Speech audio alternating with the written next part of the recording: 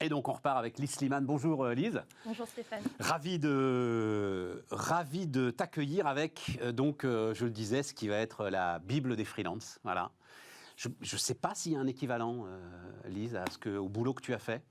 Je ne sais pas non plus, ouais. mais en tout cas, c'est un gros travail de décryptage de l'économie freelance. Énorme boulot, ouais. Énorme boulot. Toutes les questions sont abordées.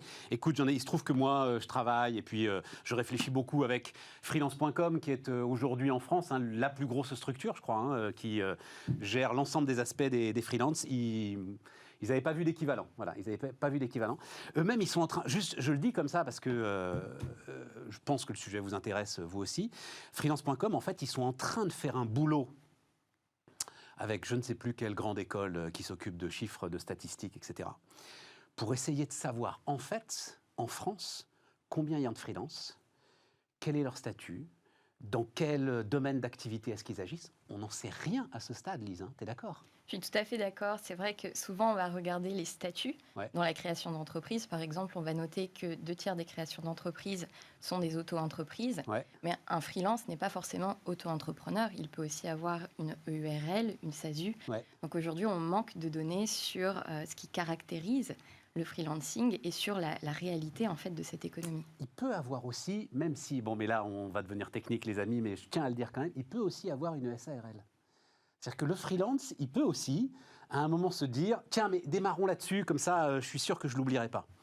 Il y a un sujet justement avec cette histoire de SASU, donc Société Action Simplifiée Unipersonnelle, qui est qu'on ne cotise pas. C'est ça, Lise, je ne me trompe pas. En fait, pour pouvoir... On peut ne pas cotiser, on va le dire comme ça. On peut ne pas cotiser et en fait, ça va être le rôle des experts comptables, souvent pour les personnes qui choisissent ces statuts, d'optimiser la rémunération et de s'assurer qu'il y ait une cotisation minimale pour pouvoir justement avoir une protection sociale. Mais si on n'a pas de chiffre d'affaires et si on ne se rémunère pas, en effet, on sort du périmètre des cotisations sociales et donc de la protection sociale. Est-ce que c'est quelque chose qu'on peut dire quand même d'assez important ? C'est assez important. Aujourd'hui, on voit surtout ça chez les freelances qui sont juniors, les freelances qui se lancent sur le marché du travail. Ils ne pensent pas forcément à leur retraite ou à leur protection santé, au congé maternité, paternité. Exactement. Et ça, c'est quand même assez important dans le freelancing, à la différence d'un salarié où c'est l'employeur qui va penser à tout ça. Aujourd'hui, l'indépendant doit prendre en main sa protection sociale et doit réfléchir à ces thématiques. Et là, les gars, comme le dit la chanson, le temps perdu ne se rattrape pas. Sur la retraite, ça paraît absurde à un jeune gars de 21 ans, 22 ans, qui va lancer son activité, qui va être plein d'enthousiasme, qui va, on va en parler, forcément avoir des tarifs qui ne sont pas ceux des seniors, et qui va dire non, je garde tout pour moi. Le temps perdu ne se rattrape pas. Le temps de cotisation que tu auras perdu ne se rattrape pas, ou alors il te coûtera très cher quand il faudra racheter des trimestres. Voilà. Exactement. Désolé d'avoir commencé comme ça, mais non, mais est-ce que c'est pas quelque chose de super important ? C'est très important. Je pense aussi qu'il y a une certaine phobie administrative qu'on peut ressentir quand on se lance. Ce sont des choses qui s'apprennent, mais aujourd'hui, quand on devient freelance, on se lance en pensant à son expertise métier, mais pas forcément aussi au fait qu'être freelance, c'est devenir entrepreneur et c'est penser à sa comptabilité, à sa protection sociale, aux aspects administratifs qui sont tout aussi importants que de trouver des clients et de produire un service. Qu'est-ce que c'est qu'un freelance optimal ? Alors, c'est l'un de tes premiers chapitres. Qu'est-ce que le freelance optimal ? Un freelance optimal, c'est un indépendant qui va dès le départ, poser des bases pour son activité qui vont lui permettre d'être heureux, d'être serein dans ce choix, dans ce mode de travail. Finalement, un indépendant pourrait ne pas suffisamment gagner sa vie et regretter ce choix, cette liberté, puisqu'il ne serait pas...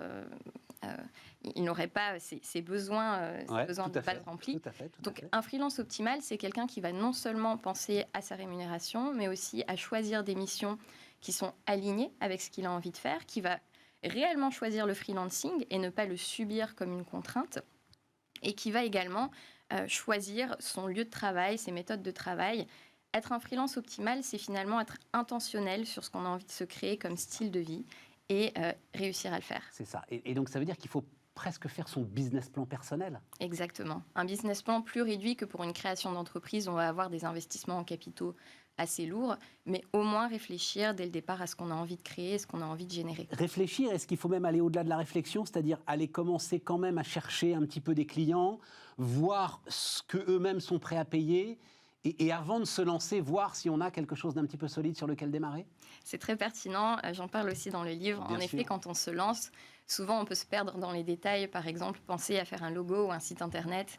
Mais ça, ce sont des erreurs de débutants. Ce n'est pas le plus important. Le plus important, quand on se lance dans toute entreprise, c'est d'avoir des clients et donc de réussir à comprendre quelle valeur on peut leur apporter et si cette valeur sera justement rémunérée. Ça, on ne peut le savoir qu'en faisant une étude de marché et qu'en ayant des premiers clients payants. Mais c'est vrai que l'histoire du logo, c'est marrant parce que, mais en même temps, enfin, on le comprend parfaitement. Oui. C'est-à-dire, il y a quelque chose d'enthousiasmant finalement. C'est ça, à se lancer. C'est plaisant, ça permet de se projeter. Ça permet de se projeter, ouais, voilà, c'est ça. Donc, tu dis, dans le même ordre d'idée d'ailleurs, très important, trouver une organisation de travail. Oui. Une forme de routine, c'est ça, Lise? Une routine, s'organiser. Finalement, quand on se lance à son compte, on évite derrière son écran d'ordinateur, surtout si on est dans la prestation de service. On se retrouve face à une page blanche, personne ne nous dit ce qu'on doit faire et donc on peut se perdre dans les détails, procrastiner ou ne pas optimiser ce temps qu'on a. Et en France, on a quand même on a des mécanismes, par exemple, comme l'assurance chômage qui va permettre de percevoir des revenus jusqu'à trouver une rentabilité. Du coup, on ne perçoit pas forcément l'urgence à être rentable le plus rapidement. Mais sans cette organisation, on risque de se perdre, d'arriver en fin de droit ou en fin d'économie et de ne pas réussir à trouver son modèle, son business model, son modèle économique. Donc dès le départ, c'est super important de prioriser ce qui va nous permettre de devenir rentable, de vivre de cette activité et aussi d'avoir des routines de travail, pas sur un coin de table, mais Voilà, vraiment c'est ça. un vrai espace, un vrai bureau, ou aller dans des espaces de coworking pour pouvoir échanger avec d'autres personnes. Ça commence à se réouvrir. En fait, aujourd'hui, on peut commencer à retourner dans des bureaux. Mais même sans échanger, tu expliques très bien, il faut vraiment faire une sorte d'emploi du temps avec des tâches vraiment précises, heure après heure, etc. Vraiment, tu insistes beaucoup là-dessus. J'insiste dessus. Et ça me semble très pertinent. Oui, oui. Se faire son propre emploi du temps pour s'assurer déjà pour se rendre compte du temps qu'on passe sur certaines tâches et pour pouvoir le quantifier. En freelance, on échange son temps contre de l'argent. Mais aussi pour éviter de se laisser déborder et enfin pour éviter d'avoir toutes les tâches domestiques qui vont venir se greffer. Il y a beaucoup d'indépendants qui sont tentés par le fait par exemple, de lancer des lessives en même temps que d'envoyer des emails de prospection. Très bon exemple. Il ne faut pas faire ça. Non, il ne faut pas faire ça. Il ne faut pas faire ça. Très bon exemple. Et alors, arrive donc ce fameux TJM, taux journalier moyen, c'est ça? Exactement. Et là, tu as c'est d'ailleurs une tête de chapitre qui s'appelle « Revendiquer la valeur de son travail ». Oui. Ça, c'est peut-être le plus dur, non, Lise, en fait. C'est très dur. C'est dur.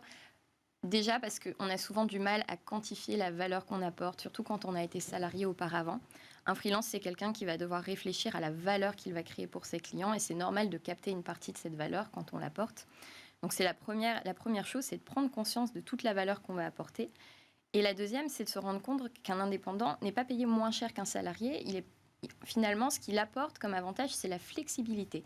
Il vient, il travaille en mode projet. Ça veut dire que lui, dans sa propre organisation, dans le coût de son travail, il doit aussi facturer les périodes qu'il va passer à gérer son entreprise, l'administratif, les périodes intercontrats, où il sera en recherche de clients, puisque c'est aussi le coût de son travail. C'est du travail fait, mais qui ne sera pas forcément produit pour un client.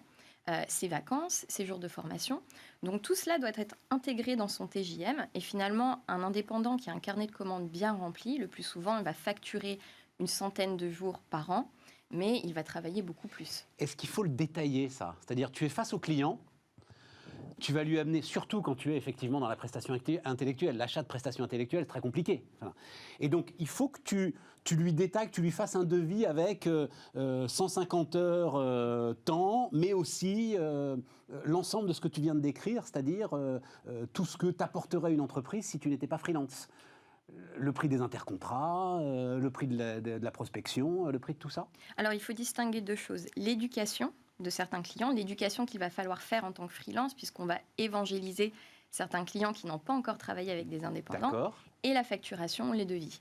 Un devis, on n'a pas à justifier aujourd'hui, le TJM est suffisant et le TJM intègre tout cela. D'accord. Par contre, si ce TJM ou un forfait, si on travaille au forfait, s'il n'est pas compris par un client, s'il semble élevé, là alors on peut passer dans un peu d'éducation, mais souvent plus on a à se justifier et plus la collaboration va être difficile. Les clients généralement qui ne comprennent pas la valeur qu'on apporte ou les tarifs qu'on propose sont des clients avec lesquels on va avoir une espèce de rapport de méfiance qui n'est pas la meilleure base pour collaborer en freelance. C'est une lame de fond devant laquelle on est, là, Lise, ta conviction autour du freelancing? Pour moi, Évidemment, on parle énormément des travailleurs des plateformes. Je crois que c'est à part. C'est pour ça que j'ai laissé ça à part. Et puis, d'ailleurs, on en parle très régulièrement sur Bismart. Mais là, on parle de l'ensemble, effectivement, des prestations intellectuelles, etc. et tout. Et c'est une lame de fond, là, qui est en train de monter. Moi, je pense que le freelancing est en train de gagner du terrain. Parce que ça permet, ça permet vraiment de se réaliser, de choisir ses projets, de venir et de réaliser quelque chose, de pouvoir choisir ses collègues, de pouvoir avoir de la créativité, de la variété dans ce qu'on fait. Néanmoins, la société à côté traîne un peu. Donc, on a cette problématique de compréhension de sa facturation par certains clients. On a aussi la difficulté aujourd'hui quand on veut louer un appartement ou acheter. Par exemple, le reste de la société ne comprend pas ce modèle économique encore. Donc, je pense que le freelancing va gagner du terrain. On le voit, il y a eu beaucoup de créations d'auto-entreprises, par exemple, l'année dernière, malgré la crise. Néanmoins, je ne pense pas que ça s'installera jusqu'à faire disparaître le CDI. Pour moi, les deux vont coexister et peut-être que dans nos carrières, on aura des moments où on aura envie d'être freelance et d'autres où on préférera être salarié. D'où l'avantage, et on finira là-dessus, de choisir des statuts d'entreprise qui, certes, vont vous coûter peut-être un peu plus cher en cotisation, mais vous permettront, par exemple, de vous verser un salaire.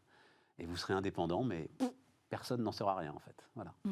Merci, Lise. En tout cas, Stéphane. bravo pour ce boulot. Il y a absolument tout. On n'a pas le temps de parler de tout, parce que ça fait, pouf, 500 pages, ça fait 400. 400 Et pages. presque un kilo. Presque un Désolée kilo. au facteur pour la livraison. Allez, on termine Bismart, les amis.